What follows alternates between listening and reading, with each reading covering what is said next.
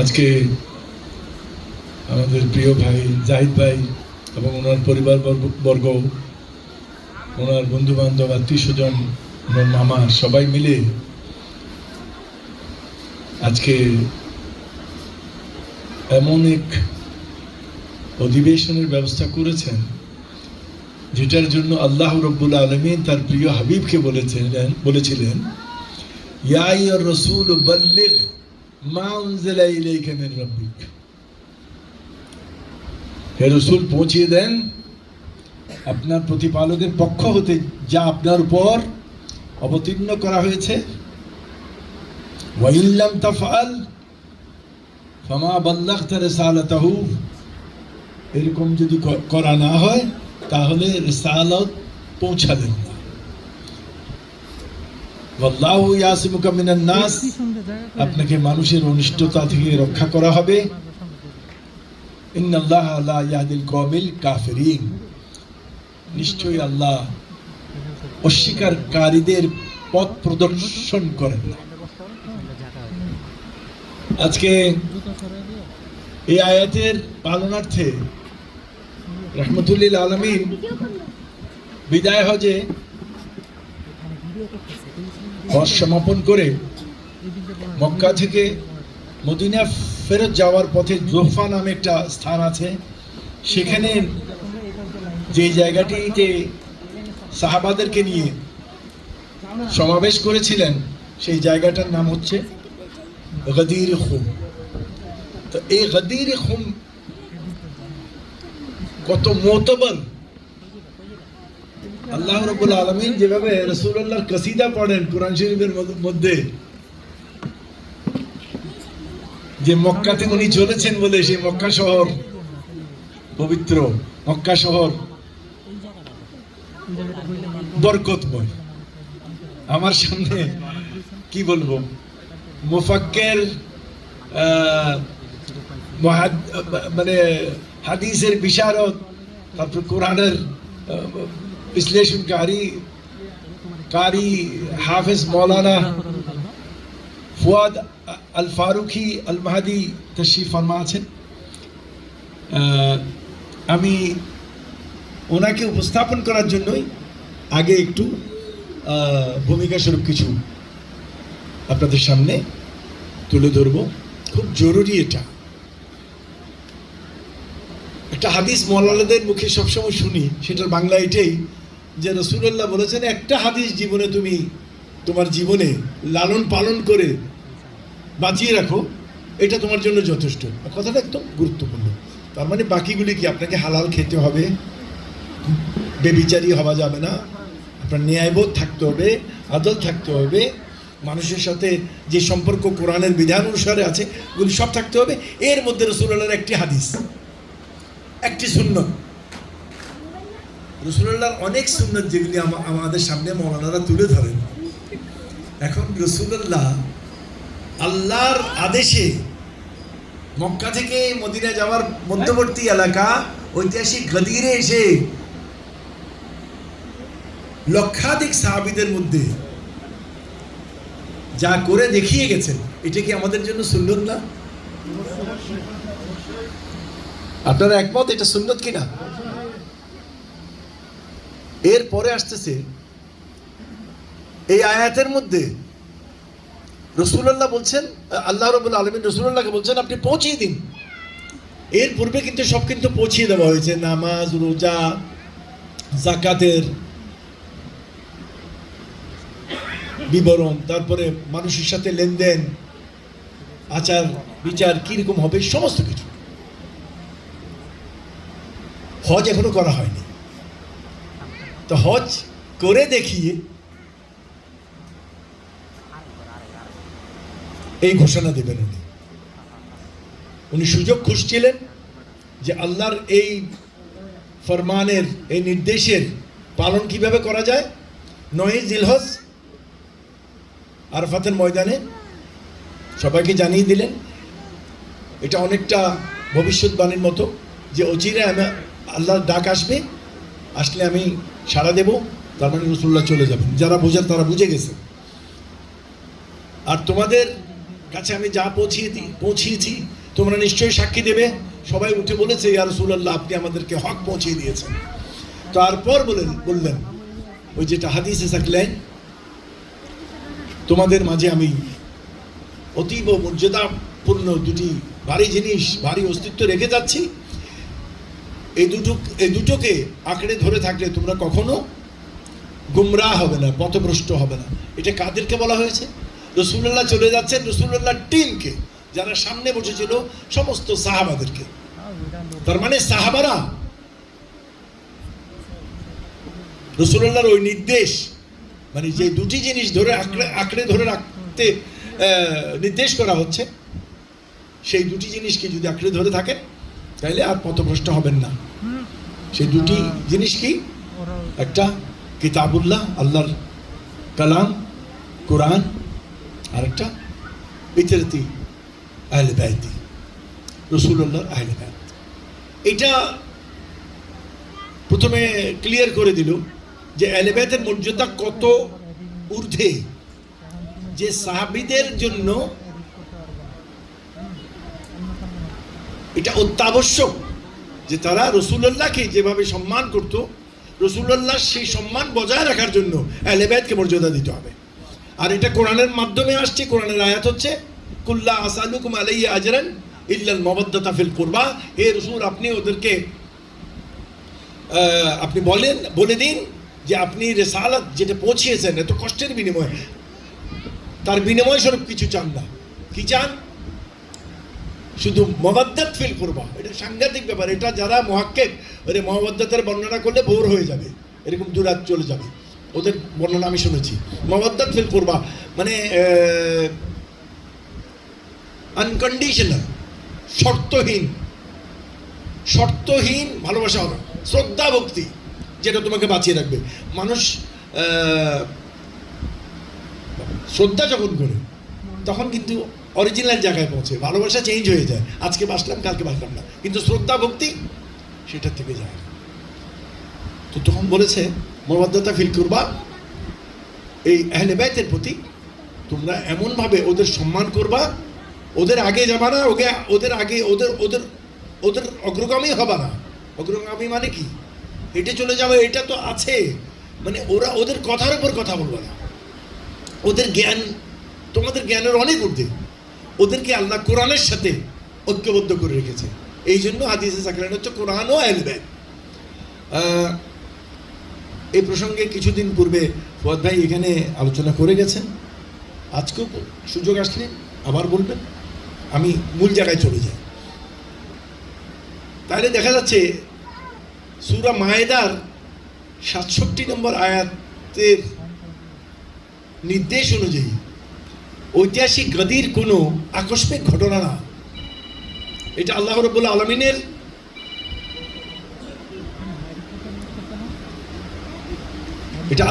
আলামিনের পক্ষ থেকে নির্দেশ, যা পালন না করা হলে রিসালাত পরিপূর্ণ হচ্ছে না, আর রিসালাত পরিপূর্ণ না হলে দ্বীন পরিপূর্ণ হবে না। তাই রাসূলুল্লাহ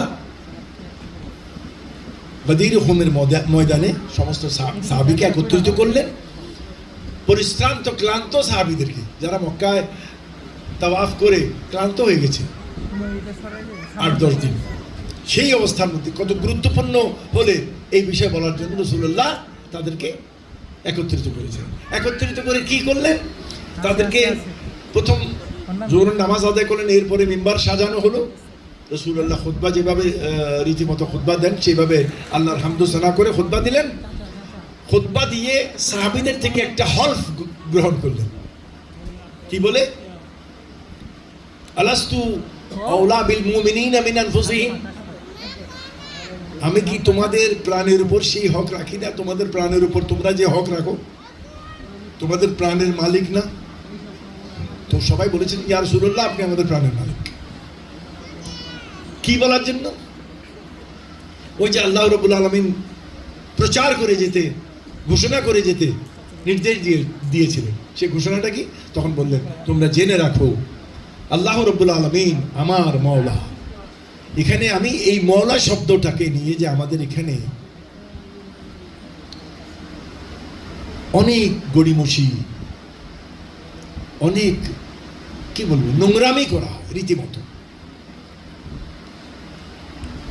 এই হাদিসের মধ্যে পরিষ্কার হয়ে গেছে। প্রথমে কি বললেন রাসূলুল্লাহ? আল্লাহু মাওলানা, আল্লাহ রব্বুল আলামিন আমার মওলা। কেন আমার মওলা? উনি সবার শ্রেষ্ঠ, উনি সৃষ্টি, সমস্ত সৃষ্টিকুলের স্রষ্টা, উনি মওলা। তাহলে প্রথম শব্দটা মওলাটা কার জন্য ব্যবহার করা হয়েছে?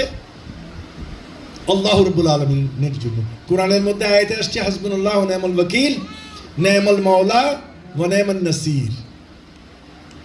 তাহলে এখানেও মওলা শব্দটা আল্লাহর জন্য আসছে। এবার রাসূলুল্লাহ বলতেছেন আনা মাওলাল মুমিনিন, আমি বিশ্বাসীগণদের মওলা। এখন রাসূলুল্লাহ নিজের বেলায়েতের হকের দাবি করলেন। কেন? এটা না করলে এর পরের ঘোষণা যেটা হবে সেটা হয়তো মানবে না। রাসূলুল্লাহ যে মওলা, অভিভাবক, কান্ডারি, উম্মতের পরিত্রাণ দানকারী, এটার জন্য রাসূলুল্লাহ বললেন আনা মাওলাল মুমিনিন। তারপর সাইয়েদনা আলী ইবনে আবি তালিব আলাইহিস সালাতু ওয়াস সালামকে নিজের পবিত্র নবুয়ত ও রিসালাতের হাত মোবারক দিয়ে ধরে তুলে ঘোষণা করলেন, তাহলে জেনে রাখো মান কুনতু মাওলাহু ফাহাযা আলিউন মাওলা। আমি যার যার মওলা, আলীও তার তার মওলা। এখন যাদের বিচার বিশ্লেষণ নোংরা হবে সেটা নোংরামির দিকে যাবে, আর যাদের বিচার বিশ্লেষণ সুন্দর স্বচ্ছ হবে তারা নূরের দিকে যাবে, তাদের মধ্যে নূর আসবে। ছোট্ট করে বলে যাই, এখন এই গাদির ঘোষণার পরে আজকে 1400 বছর পর পর্যন্ত আমরা আহলে সুন্নাত, মাশাআল্লাহ গর্বের বিষয়, যেহেতু আমাদেরকে আলেম উলামারা এটা আশ্বস্ত করেন যে আমরাই একমাত্র জান্নাতি। বেশ ভালো কথা, আমরা জান্নাতি। তো ওই জান্নাতি দল কোরআন পড়ে না, কোরআনের এই আয়াত ওনাদের চোখে পড়ে না। আমি যেগুলি বলতেছি এগুলিকে বানায় বানায় বলতেছি। আমি এগুলি কোত্থেকে জানতেছি? তফসির দুর্রে মনসুর, তফসির ফখরুদ্দিন রাজি, রুহুল মানি, তফসির রুহুল মানি, তফসির মাজারি, এই সমস্ত তফসিরের মধ্যে এগুলি আছে। এবং উল্লেখ আছে হাদিস শরীফে, কোরআন শরীফের তফসিরে, যে এই আয়াতটি কোনটা, ওই যে ইয়া আইয়ুর রাসূল বাল্লিগ মা উনজিলা ইলাইকা মিন রাব্বিক, সেটা ইয়াউমুল গাদিরের দিন অবতীর্ণ হয়েছিল। এবং কিসের জন্য? মওলা আলীর সেই সুমহান মর্যাদাকে ঘোষণা করার জন্য। মওলা আলীর সুমহান মর্যাদা এখানে কি? রাসূলুল্লাহ যেহেতু ইতিপূর্বে আরাফাতের ময়দানে ঘোষণা করে দিয়েছেন, ইঙ্গিত দিয়ে দিয়েছেন যে আমি চিরে আল্লাহর তরফ থেকে ডাক আসলে আমি চলে যাব। তো তাইলে রাসূলুল্লাহ চলে গেলে কাউকে তো রেখে যেতে হবে। এই যে পুরো একটা টিম গঠন করে একটা সিস্টেমের মাধ্যমে দুনিয়াতে দ্বীনে ইলাহি বাস্তবায়ন করা হবে, এটা ঝাড়ফুঁক দিয়ে সম্ভব না। ফু মারা মারা মানুষের সাথে ভণ্ডামি করা যেতে পারে, মানুষকে গুমরাহ করা যেতে পারে, আল্লাহর দ্বীন কায়েম করা যেতে পারে না।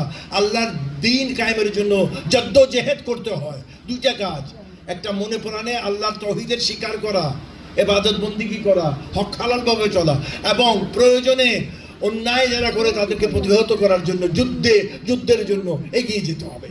এই দুটার মাধ্যমে দ্বীন কায়েম এভাবে হবে।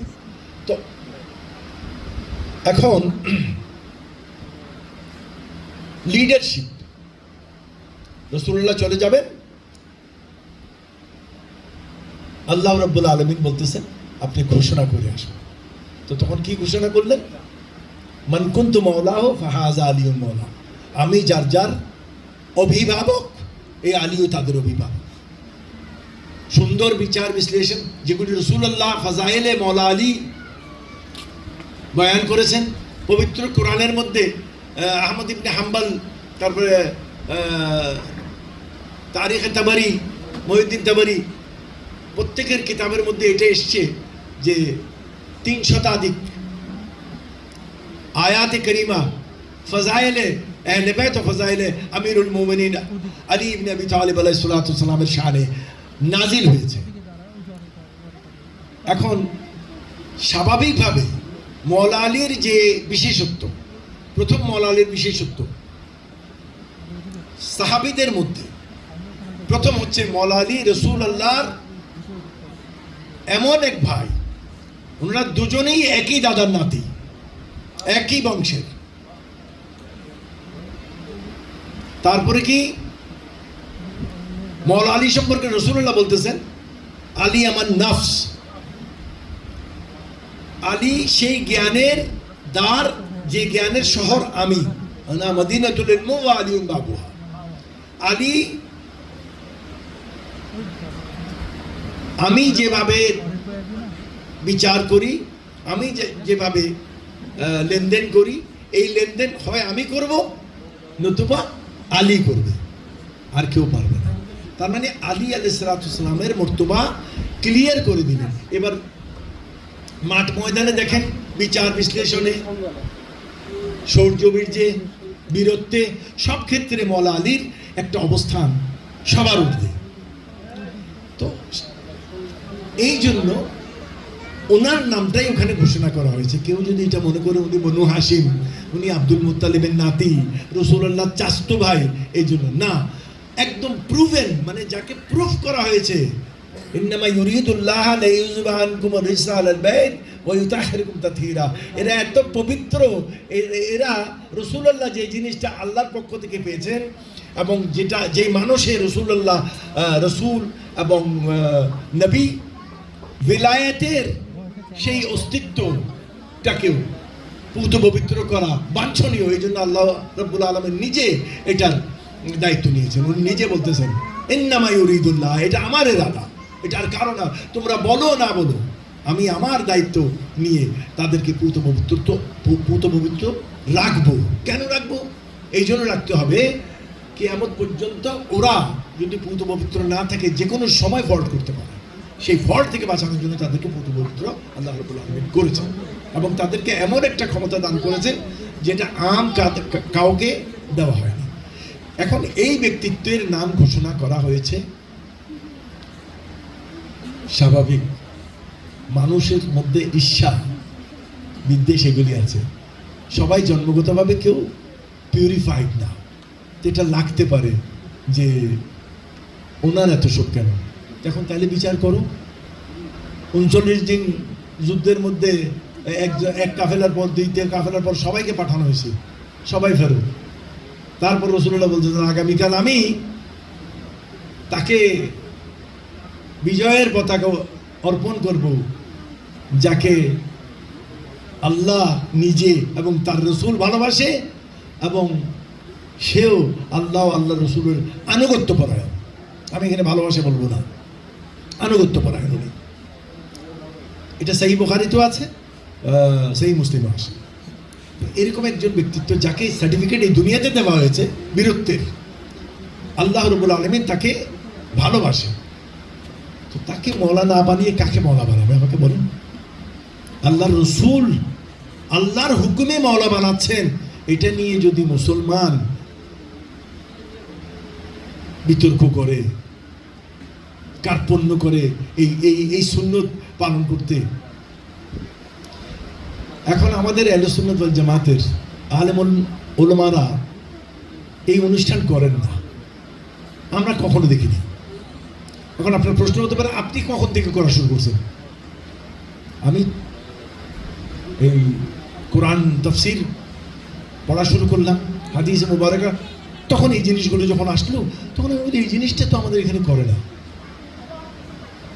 তো আমাদের উপরে এরা তোহমত দেয়, আমাদের ভাইরা, আমাদের আলেম ওলামারা বলেন যে গাদির খুম এটা আছে, কিতাবে আছে, যাক আল্লাহর রহমতে এটা স্বীকার করছে যে গাদির খুম এটা হাদিস শরীফে আছে।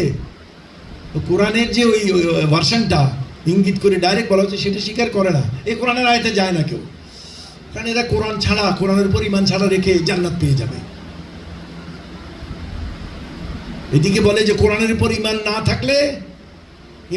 না থাকলে কোনোভাবেই ইমান থাকবে না। তো তাইলে আপনি এই আয়াত ওয়াজ করার সময় এটা বলে একটা বিন্দুর প্রতি যদি ইমান না থাকে তার বেঈমান হয়ে যাবে, এই যে আরেকজনকে কাফের বলার জন্য। তো এখন এই কোরআন শরীফের আয়াতের সময় আপনি কি করবেন?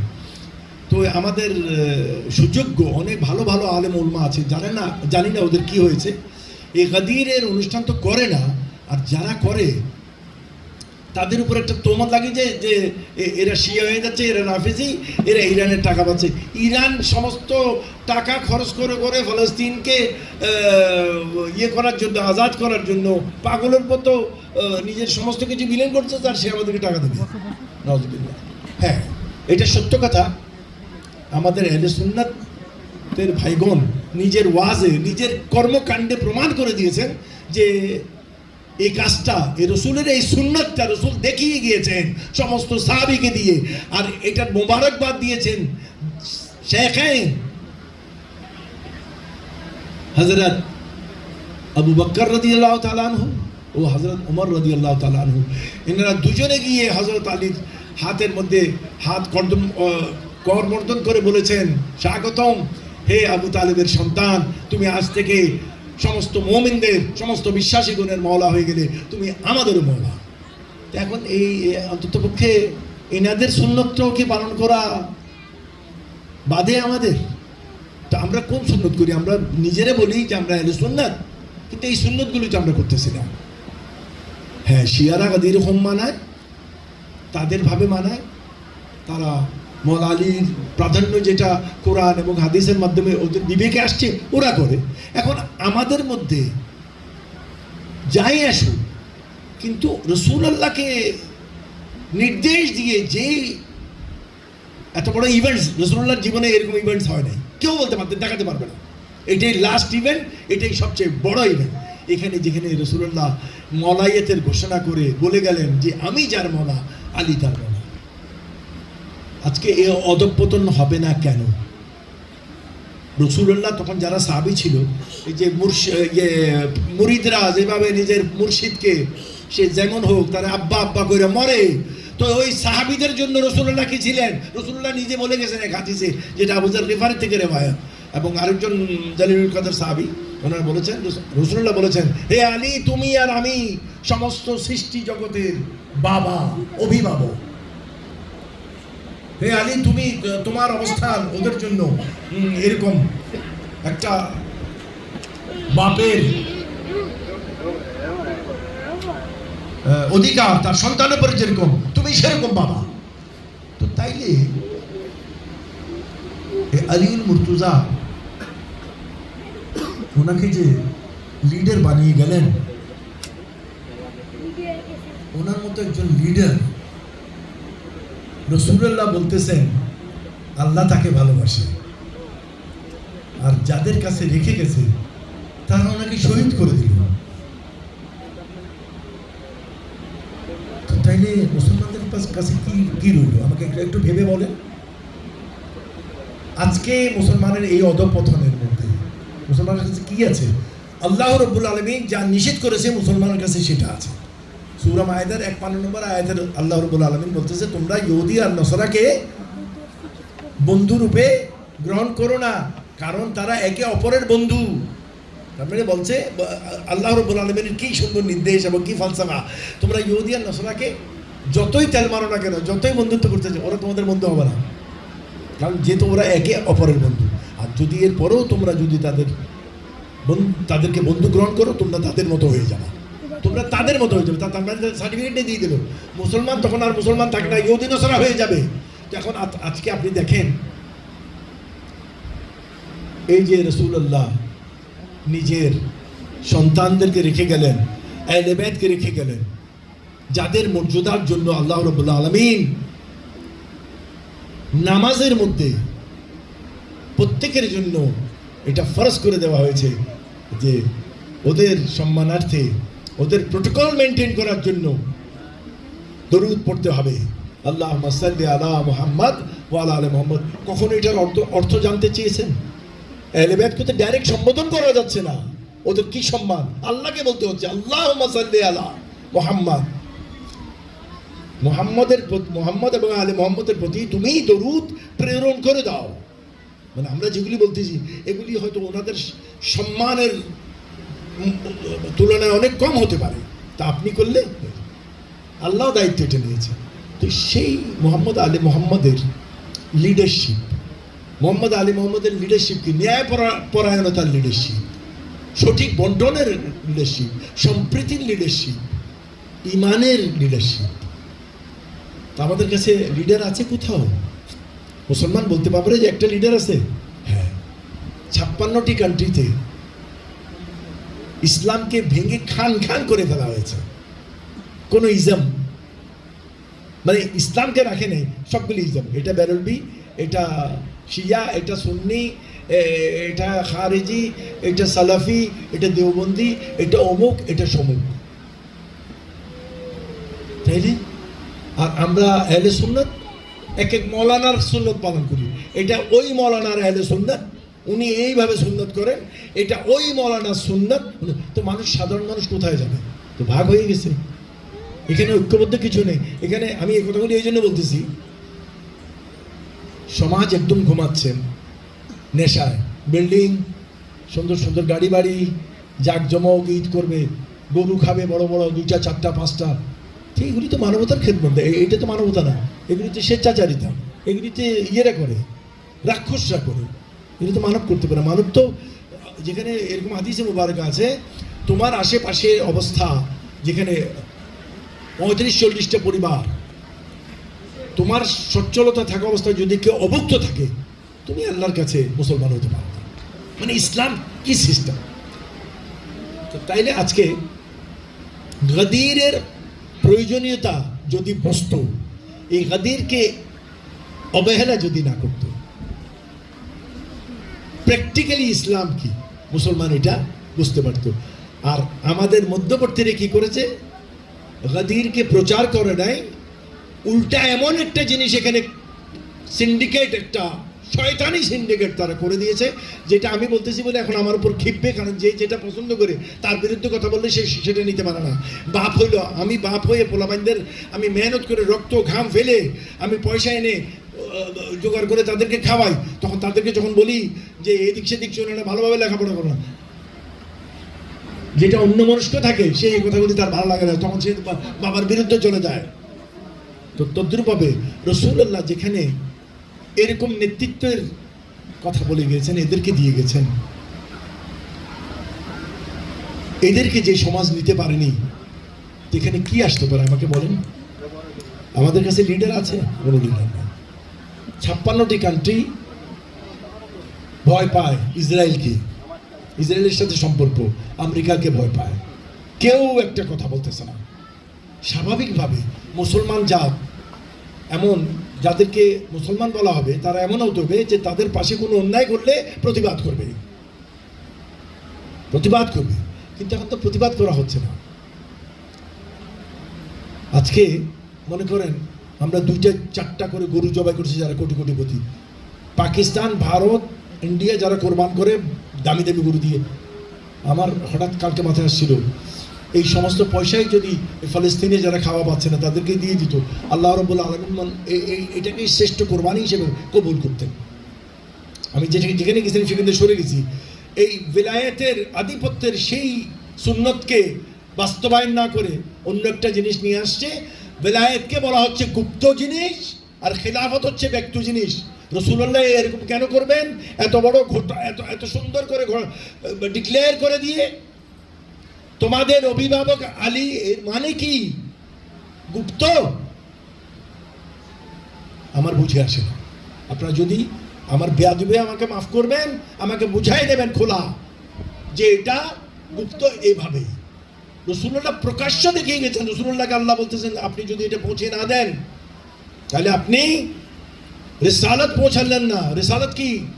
ডকুমেন্টেশনের মাধ্যমে, বিধানের মাধ্যমে, মাধ্যমে আল্লাহ রাব্বুল আলামিন হযরত আলী ইবনে মুর্তজা আলাইহিস সালাতু ওয়াস সালামকে মওলা বানিয়েছেন। আর আমরা এই মওলা নিয়ে কত হাজারের কথা বলতেছি। নারে হায়দারি! ধন্যবাদ আপনাকে। তো এখন মৌলা আলীর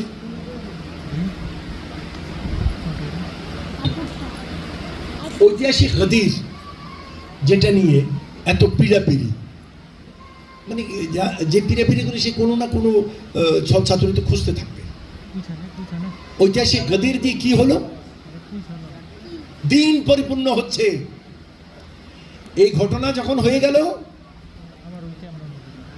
রাসূলুল্লাহ যখন হযরত আলীকে তুলে ধরে ঘোষণা করে দিলেন মান কুনতু মাওলা ফাহাযা আলিয়ুন মাওলা, তখন আয়াত কারিমা নাজিল হলো ওই একই সূরায়, সূরাতুল মাইদার 3 নম্বর আয়াতের কিছু অংশ।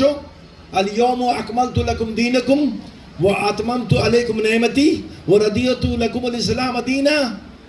আজ আমি তোমাদের জন্য তোমাদের দিনকে পরিপূর্ণ করলাম এবং তোমাদের ইসলামের প্রতি আমি রাজি হয়ে গেলাম। কেন? ইসলাম আজকে আর অপরিপূর্ণ নাই। রাসূলুল্লাহ চলে যাবে, বিধান দিয়ে গেছেন, ও বিধান বাস্তবায়নকারী মওলা আলী মুশকিল কোষাকে রেখে গেছেন। সেখানে যদি যুদ্ধের প্রয়োজন হয় উনি খুলে দাঁড়াতে পারবে। সেখানে যদি কোরআনের ফলসফা দিয়ে বিশ্লেষণ করতে হয়, মওলা আলী বিশ্লেষণ করবে। কেন? আলিউল মাউল কোরআন ও কোরআন মা আলী, মওলা আলী নাতিকে কোরআন। আচ্ছা, এগুলি আমি জোর করে বলতেছি না, এগুলি আকা মওলা রসুল্লাহ মওলা আলীর ফজাইল বলে গেছে। আমাদের এখানে প্রবলেমটা দাঁড় করিয়েছে, যেটা আমি অবলোকন করেছি, যে আমাদের বড় বড় ভাই আলেম ওলমারা ওনাদেরকে এগুলি মানে শিখিয়ে দেওয়া হয়েছে যে সাহাবীদের উপরে কথা বলা যাবে না। রাসূলুল্লাহ বলতেছেন সাহাবীদেরকে, তোমরা গোমরাহ হয়ে যাবে আমার আহলে বাইতের থেকে একটু অগ্রগামী হলে। তোমরা যদি আমার আহলে বাইতকে একটু অসম্মান করে বরবাদ হয়ে যাবে।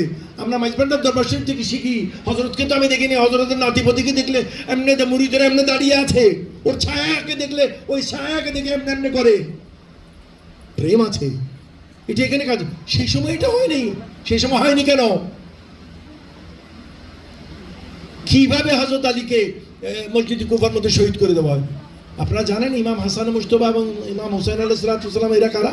এরা রাসূলুল্লাহর সন্তান, আল্লাহর ভাষায়।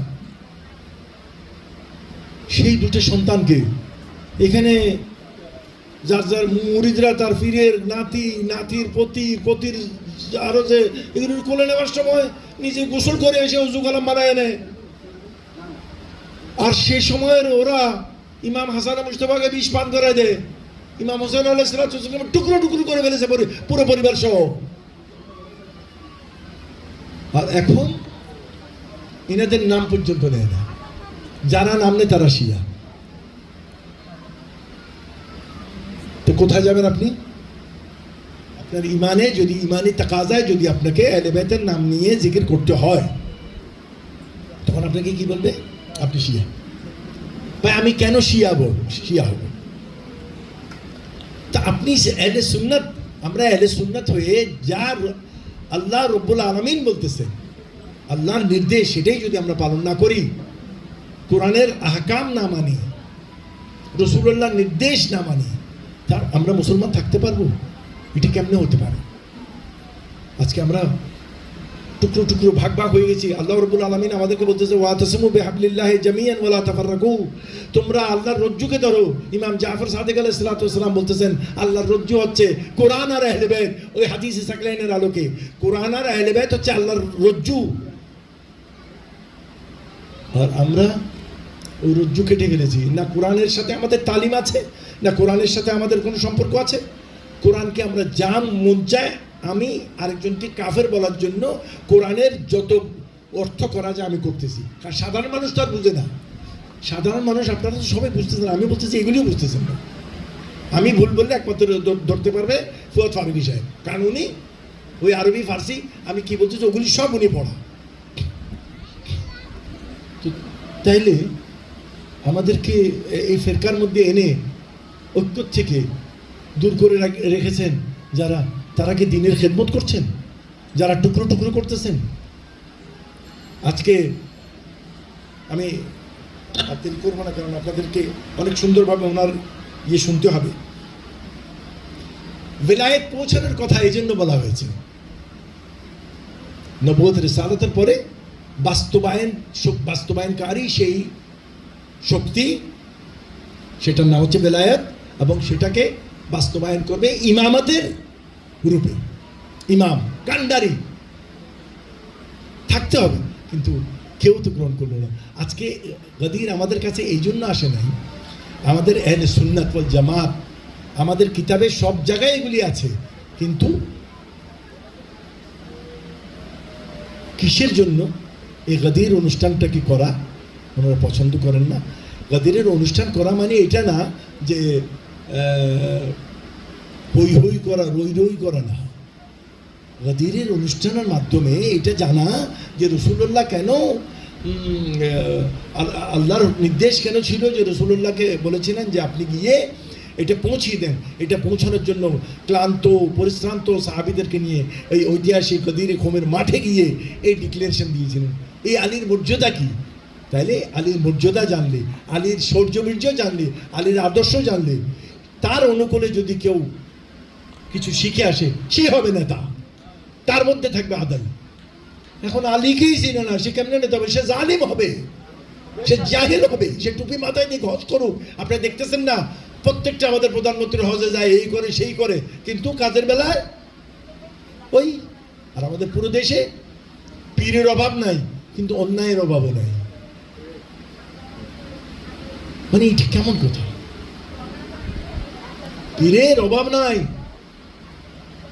কিন্তু অন্যায় কমতেছে না। তাহলে কি চলতেছে? আমি এগুলোর বিরোধিতা করতেছি না, আমি বলতেছি যেটা সঠিক সেটা বলুন। আপনি ওদের হোম যদি আপনার ভালো না লাগে, নো প্রবলেম, যার বুঝে আসতেছে না সে বুঝতে করবে, এটা জোরপূর্বক না। দিনের কোনো জিনিস ওদের হোম কেন, কোনো জিনিসই জোরপূর্বক না। একটা মানুষ না বুঝে নামাজ কেন পড়বে? আমরা নামাজের ব্যাপারে মানুষকে জোরপূর্বক বলি শুধু, কিন্তু নামাজই বানাবার জন্য তারকে গড়ে তোলা, তার মধ্যে মন মানসিকতা তুলে, এরকম কেউ আছে? ভয় দেখাচ্ছি সারাদিন, কাফের হয়ে যাবি, দোজকে জ্বালাবে, এইসব। ওটার গুরুত্ব যদি বুঝে যায়, তখন সে চিন্তা করবে না আমি আল্লাহর পথের পথে করবো, কারণ আমাকে তো যে কোনো সময় মরে যেতে হবে। আমি তো এই দেশে যত কোটিপতি হই না কেন, যে কোনো সময় টান দিবে, আমাকে চলে যেতে হবে। তাহলে আল্লাহর সাথে সংযোগ করতে হলে আমার সালাতের দরকার। যে সেই সালাত, হায় হায় হায়, এই সিরাত মুস্তাকিমের কান্ডারি হচ্ছেন মওলা আলী। রাসূলুল্লাহর হাদিস, আলী সিরাতুল মুস্তাকিম কাদের জন্য? ওই যে সাহাবীদের সবাই অবস্থা। তো আমরা এই যে সাহাবী এবং আহলে বাইতের এই যে এনাদের দুটাকে নিয়ে যে পাটাপাটি করি, এগুলি অন্যায়। কারণ আহলে বাইত শাব্দিকভাবে সম্পূর্ণ আলাদা একটা সত্তা, সাহাবাত সোহবত প্রাপ্ত সাহাবী ওটা আরেকটা সত্তা। সাহাবিয়ত কোনোদিন টিকবে না আহলে বাইতের স্বীকৃতি ছাড়া। তাইলে আমাদেরকে আমাদের সবসময় একটা আহ্বান থাকে, ঐক্যের আহ্বান। সেই ঐক্যের আহ্বানের জন্য আমরা এটা বলবো যে আমরা একটা পরিস্থিতি সুন্দর রাখার জন্য, আমার ভালো না লাগে ঠিক আছে আমি করব না, কিন্তু যে করতেছে তার করার অধিকার আছে মানুষ হিসেবে, তাকে করতে দেব। তার বিরুদ্ধে আমরা যেমন এই যে কিছু লোক জোরপূর্বক কতগুলি মাজার পড়ে দিচ্ছে, এটা নিঃসন্দেহে খুব ধিক্কার এবং ঘৃণিত কাজ, এটা ভালো কাজ না। হ্যাঁ, আবার এটাও আছে, ওই যে মাজার নিয়ে কি কি করতেছে, এটাও যাদের চোখে পড়তে, এখানে সমস্ত মানুষ বেকুব ব্যাককেল না, ওগুলি নিয়ে ভণ্ডামিও চলতেছে, আমরাও দেখতেছি। আমাদেরকেও বলে যে আপনিও নিয়ে এইসব জায়গার মধ্যে ঘুরেন ফালতু লোকদের সাথে, তখন কি বলবো আমি? তাহলে আমাদেরকে একটা ব্যালেন্স করতে হবে, এই ব্যালেন্স না করা পর্যন্ত সম্ভব হবে না। আর আলীর এই বেলায়েতকে যারা স্বীকার করেছে তারা কষ্টে আছে, তারা প্রুফ করে দিয়েছে 1400 বছর পরে। ইরান একটা দেশ, যে দেশটাকে সবসময় প্রত্যেক দেশ মুসলমান দেশটা কাফের বলেছে। আমি জানি না কী কারণে, তাদের কুফরি কোথায়, তারা কোন কুফরি করেছে, অথচ তারা মক্কায় মুআজ্জামার মধ্যে হজের সময় হজেও যেতে পারে, উমরাও করতে পারে। তো মক্কায় মুআজ্জামার মধ্যে কোনো কাফের প্রবেশ করার অধিকার নেই, আইনগতভাবে কেউ ঢুকতে পারবে না। তো তাহলে এটা চাইলে আমরা যারাই বলি কাফের, আমাদের যারাই এগুলি নিয়ে উল্টাপাল্টা কথা বলি, এটা জোরপূর্বক কথা। আজকে সাধারণ মানুষের মধ্যে যারা জ্ঞানী গুণী আছেন, এই বিগত 200-300 বছর পর্যন্ত ইরান যে ভূমিকা পালন করেছে, এটার দ্বারা একটা ছোট্ট অঙ্কের হিসাব দিয়ে যাই, যেটা আমার মাথায় আসছে। আর আমার মাথায় এমনি আসেনি, যারা ওই ব্রেনি মানুষ আমাদের মুসলমানের, তাদের ইয়ের থেকে আসছে, রিসার্চ থেকে। তারা বলছেন যে আমেরিকা তাকে গুরুত্ব দেয় যার মধ্যে কিছু আছে, এটাই স্বাভাবিক। আপনি আলো যেদিকে সেদিকে যায়, অন্ধকার দিকে কেউ যায় না। তো যখন দেখতেছে ইরান একটা পয়সার পাত্তা দেয়নি আমেরিকাকে কোনো সময়, তো চিন্তা করলো যে এর শক্তি কী। তখন ওদের পাদ্রীরা বলেছে এদের শক্তি কি জানো, 313 জন নিয়ে 3000-এর বিরুদ্ধে করছে, যে এটা হচ্ছে সেই দল, এরা হচ্ছে মুসলমান। তো বলছে এরা যেগুলি আমাদের ফার্ম সাটে, এরা মুসলমানই না, 60 টাকায় বিক্রি হয়ে গেছে। সৌদি আরব, হারামাইন শরীফ, একটা মক্কায়ে মুআজ্জামা, একটা মদিনাতুল মুনাওয়ারা। আল্লাহ রাব্বুল আলামিন আমাদেরকে ইবাদতের জন্য সবচেয়ে বড় মিলনায়তন দিয়েছেন, সে কাবা ঘর, যেখানে লক্ষ লক্ষ মানুষ হাজির দেন। সেই সৌদি আরব যদি আমেরিকাকে ভয় পায়, তো সে আল্লাহকে ভয় পায়? তার তো এত বলিয়ান হওয়ার কথা। সারা পৃথিবীর মুসলমান তার ওখানে যায়, তাকে ট্যাক্স দিয়ে, তার কোটি কোটি ডলার ইনকাম এই হজে যাওয়ার জন্য। মুসলমানরা যায়, তার মানে মুসলমানদের এই ঐক্য দেখানোর জন্য আল্লাহ কাজ করেছে। কিন্তু মুসলমানের এই ঐক্যকে ভয় পায়, কিন্তু এই ঐক্যকে ভঙ্গ করে দেওয়ার জন্য পেট্রো ডলার, মার্কিন ডলার লাগিয়ে মুসলমানকে লাগিয়ে দেওয়া হয়েছে। টুপি পড়বা, জুব্বা পড়বা, সব কিছু করবা, কোরআনের তাফসীর করবা, সব করবা, কিন্তু আমরা যেটা বলি সেটা করবা। তুমি নামাজ পড়ো, রোজা রাখো, কোনো সমস্যা নাই, তুমি ইমানদার হইও না বেশি, এটার থেকে খাস। শয়তান আলী ভালা হইবে, শয়তানের চ্যালেঞ্জ আল্লাহর সাথে এটা, আমি তোমার এই বান্দাগুলিকে পথভ্রষ্ট করে দেব। তখন আল্লাহ বলেছিলেন তুমি তাদেরকে পারবে না, যে আমার রাস্তায় বিক্রি হয়ে গেছে, সিরাতুল মুস্তাকিমের মধ্যে যারা, আলী সিরাতুল মুস্তাকিম।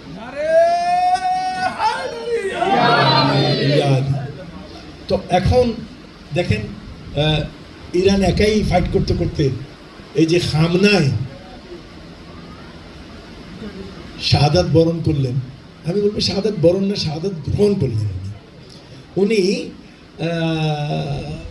ওনাকে যখন বলা হলো যে আপনাকে সেফটির জন্য এখান থেকে সরাই ফেলি, উনি বলে আমাকে সরাই কি করবো, আল্লাহ যদি আমাকে চায় যে আমি এইভাবেই চলে যাই, যেহেতু আল্লাহর কাছে আমি সবসময় শাহাদাত চাচ্ছি, শাহাদাতের মর্তবা সম্পর্কে আমি জানি, আমার অস্তিত্ব আসতেছে, আমার অস্তিত্ব আসছে ইমাম হুসেন আলাইহিস সালাম থেকে, ইমাম হুসেন আলাইহিস সালাম থেকে, হাসান আলাইহিস সালাম থেকে, আমি আলী জাদে, আমি মওলা আলীর বংশধর, ওই শোনিত দ্বারা পবিত্র। তা আমি কিভাবে তোমাদের, আমার সমস্ত এই যে আমার দেশবাসী, এদেরকে ছেড়ে আমি সেফটির জন্য চলে যাব? আমি সেফ নই, তোমরা সেফ হবা না, তাহলে একসাথে যাই। এই একটা কথায়, এটাকে বলে নেতা, সমস্ত মানুষ বলেছে আপনি যে পথে আমরাও সে পথে। সেই দিন ছিল হোসেন, মওলা ইমাম হোসেনের সাথে 72 জন, আজকে খামনার সাথে 9 কোটির ঊর্ধ্বে। তাহলে লিডারশিপ কাকে বলে? এখন আমরা তো মানে আছে না যে বেশরম বেহায়া হয়ে গেলে সে না বাবার কথা শুনে, না বাবার মার কথা শুনে, না সমাজের কথা। তার কথা বললা আপনি পারবেন না, তখন সমাজ কি করে জানেন? তার থেকে দূরে অন্যদিকে মুখ ফেরা দেবে। তা আমাদের নেতারাদের অবস্থা, আমাদের ইসলামিক নেতারা ইসলামের কথা বলে, ভালো ইসলামিক শাসনতন্ত্র আসা দরকার, না আসলে আমরা মুসলমান গণ্য হবো না। কিন্তু আপনি যে ইসলামের কথা বলতেছেন, সেখানে তো আপনি মওলা আলীর এই লিডারশিপের কোনো কথা আপনার কাছে নেই। আপনি এটা বলেন না কেন? আমেরিকা আপনার ঘেঁটি দিয়ে দেবে, এটা আমি বুঝি। আপনি জানেন, আপনি বলেন না কেন? এই আলীর কথা বলার সাথে সাথে তোমাকে ফায়ার করা। আর যারা আলী বিরোধী ছিল, আলী বিরোধী আজকে না, রসুলের যুগে ছিল, রসুল দুনিয়া থেকে তসলিম নেওয়ার পরও আলী বিরোধী ছিল। কারা? মুসলমানের মধ্যে। নতুবা মুসলমান যদি মওলা আলীকে ভালোবাসে, তাহলে মওলা আলীকে শহীদ করে কেমনে? আর শহীদ করা হলে মানুষ চুপ থাকে কেমনে? আমাকে এই প্রশ্নগুলোর জবাব দেন। চুপ একটা আওয়াজ দেন, তাহলে বোঝা যাচ্ছে ষড়যন্ত্র সবসময় হয়েছে। আল্লাহর ওয়াস্তে ইমানের কথা যদি ভাবেন, ইমানের ভিত্তি মওলা আলীর শ্রদ্ধা ভক্তি। হে আলী, মুমিন ছাড়া তোমাকে ভালোবাসবে না, মোনাফেক ছাড়া তোমাকে ঘৃণা করবে না, তোমার সাথে বিদ্বেষী হবে না। এটা সার্টিফিকেট। এটা বলেছে কি জানেন, এইটা নিয়ে যাও, তুমি কোন পাল্লায় আছে দেখো, এইটাই। তুমি যদি শ্রদ্ধাশীল হও তাহলে তুমি 100% মুমিন। আর তোমার অন্তরে যদি এই গাদি এরকম, এটা কেন, মওলার শব্দ এটা কেন, এটা এরকম কেন, এগুলি বলো, তার মানে তুমি জানো তুমি মওলা আলীর মোকাবেলায় কাকে আনতেছো, যেটা নিষেধ। আমরা এসব না করে সাহেবে দাওয়াত আজকে যে গাদির হোমের এই অনুষ্ঠান করলেন, আয়োজন করলেন, আল্লাহ রাব্বুল আলামিন ওনাকে তৌফিক দিয়েছেন, সেই তৌফিকের সঠিক ব্যবহার করেছেন। এর চাইতে সহস্রগুণ বাড়িয়ে দিক, যাতে মানুষের কাছে এই জিনিসটা, এই শুভ বার্তা, এই ন্যায়ের বার্তা, পরিত্রাণের বার্তা যেন পৌঁছে দিতে পারে। আপনি জানেন কোরআন শরীফের মধ্যে একবার আসছে শুধু বাল্লিক। এটা আমি আগেও জানতাম, আজকে হাফিজ কারি মৌলানা ফুয়াদ ফারুকি সাহেব আমাকে বললেন যে বাল্লিক একবার আসছে। এই বাল্লিক আরেকটা শব্দ কোরআনে আসছে ইবলাগ। ইবলাগ হচ্ছে কাসরাত কে সাথ, খুব বেশিভাবে। তো রসুল্লাহকে বলা হয়েছে বাল্লিক, আপনি পৌঁছিয়ে দিন। তো রসুল্লাহ পৌঁছিয়ে যে কাজ করেছেন, তো সেটা আমাদের সুন্নত না? তা আমরা তো এটা পৌঁছানোর কথা তো দূরে থাক, আমরা এটার বিরোধিতা করতেছি। আমরা বলতেছি এটা ঠিক আছে, এসে এটা ঈদ বললে গুনাহ। আচ্ছা, কারো অন্তরে যদি খুশি আসে তার জন্য ঈদ। তা আপনার যদি খুশি না আসে, আপনার জন্য ঈদ না, খুশি ঈদ না। গাদিরের মধ্যে তো খুশি এই জন্য আসবে, যারা ইমানের কথা চিন্তা করে তারা বলবে যে আল্লাহ আমাদের কান্ডারি বাস্তবায়ন করেছেন, আজকে আমাদের জন্য মওলা দিয়েছেন। কি খুশির কথা, আজকে আমাদের লিডার আছে, যে লিডারের হাত ধরে আমরা পারাপার হব, পুলসেরাত পার হব, যার সনদে পুলসেরাত পার হব, সেই কান্ডারির কথা বলেছে। আমরা সেখানে খুশি হব না? আর আপনি মনে করেন রোজার ঈদের মধ্যে রোজা রাখে যে ঈদটা দিছে, যে পরিবারের মধ্যে সমস্ত সদস্য অসুস্থ, আপনি সেখানে খুশি চিন্তা করতে পারেন? যার ঘরের মধ্যে অভাব অনটন, গরু কেনার ক্ষমতা নেই, আরেকজনে মাংস এতটুকু পাঠাবে, এই এই এই এই সাদমা, এই কষ্ট অন্তরে রেখে খুশি হতে পারে? তা আপনি যারা খুশি হয় তাদের মতো খুশি যদি হতে না পারেন, চেষ্টা করুন, আপনি দেখেন কি কারণে খুশি হয়। আর এটা বলে যে একটা কথা বলে, মারাত্মক অন্যায়, যে বলে যে ওরা খেলাফতকে ইনসাল্ট করার জন্য এই গাদির করে।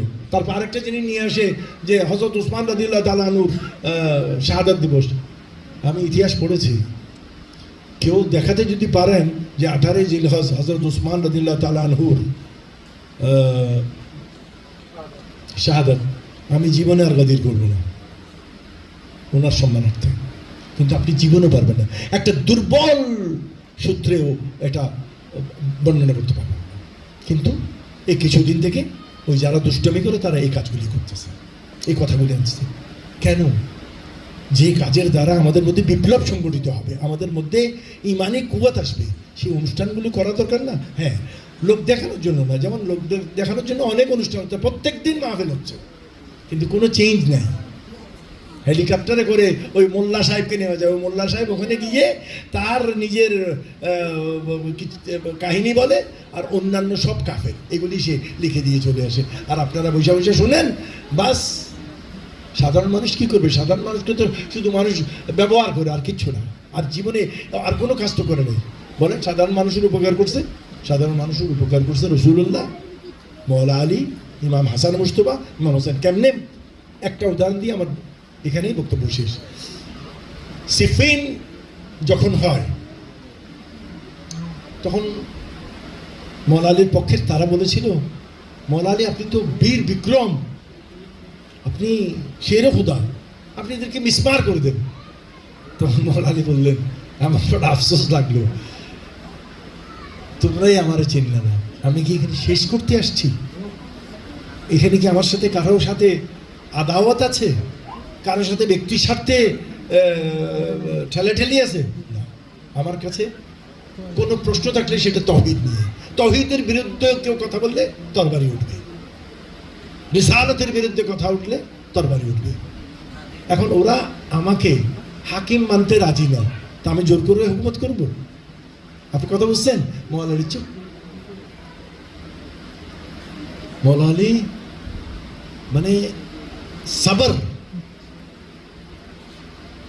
রাসূলুল্লাহ বলেছেন, আমি রিসালাতের যে দায়ভার, এই কোরআন প্রচারের জন্য যেভাবে যুদ্ধ করেছি, কোরআন তাবিলের জন্য হে আলী তোমাকে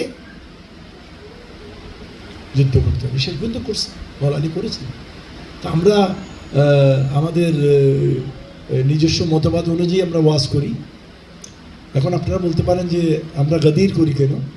আমরা গাদির এই জন্য করি, কোরআনের নির্দেশ আছে, রাসূলুল্লাহর ফরমান আছে, রাসূল করে দেখিয়ে গেছেন, এটা সুন্নত। তো এই ছাড়া আর কী করবো? এই যে একটা সুন্নত বাঁচিয়ে রাখা। আমরা দুর্বল, এত দুর্বল চিত্ত, আমরা সমস্ত কাজ কর্মে প্রত্যেকটি কিছু তো আমরা দুর্বল, আমাদের কাছে ভালো কোনো কাজ নেই। তো এরকম একটা কাজের মধ্যে এসে যদি একটা মানুষ যদি একটু যদি আলোকিত হয়, মওলা আলীর নামের আজমতের কারণে যদি মিথ্যা কথা ছেড়ে দিতে পারে, অন্যায় করা ছেড়ে দিতে পারে, সংযমী হয়ে যায়, সহনশীল যদি হতে পারে, তো তাহলে তো পারাপার পাবে, নাহলে তো কোনো উপায় নেই। আমরা ওই আল্লাহ রাব্বুল আলামিনের ওই আহ্বানের দিকে ফিরে যাওয়ার জন্য সবাইকে আমন্ত্রণ জানাবো। যাদের অন্তরে কনফিউশন, আল্লাহ তাদের কনফিউশন দূর করে দিক, হিদায়াত দান করুক। ওয়াতাসিমু বিহাবলিল্লাহি জামিয়ান ওয়ালা তাফাররাকু। আমরা আল্লাহর সেই রজ্জু কোরআন ও আহলে বাইতকে আঁকড়ে ধরবো, এবং এটার মাধ্যমে যেখানে যেখানে মুসলমান আছে সেখানে ঐক্য গঠন করব। সংগতির নিরাপত্তা বিধানের চিন্তা করতে হবে। আমাদের অসংখ্য ভুল ত্রুটি একে অপরের ভুল না ধরে সংশোধনের জন্য সৌহার্দ্যপূর্ণ সহানুভূতিশীল মন মানসিকতা নিয়ে আমরা চলব। আমাদের সঠিক লেখাপড়া দরকার, কোরআন ও হাদিসের অনেক কিছু দরকার। তো আপনাদেরকে আমি আবারও মোবারকবাদ দিয়ে আমন্ত্রণ জানাবো হাফেজ কারি মৌলানা ফুয়াদ আল ফারুকি আল মাহদি সাহেবকে। নারে তাকবীর, নারে রিসালাত, নারে হায়দারি। আল্লাহুম্মা সাল্লি আলা মুহাম্মদ ওয়া আলা আলি মুহাম্মদ।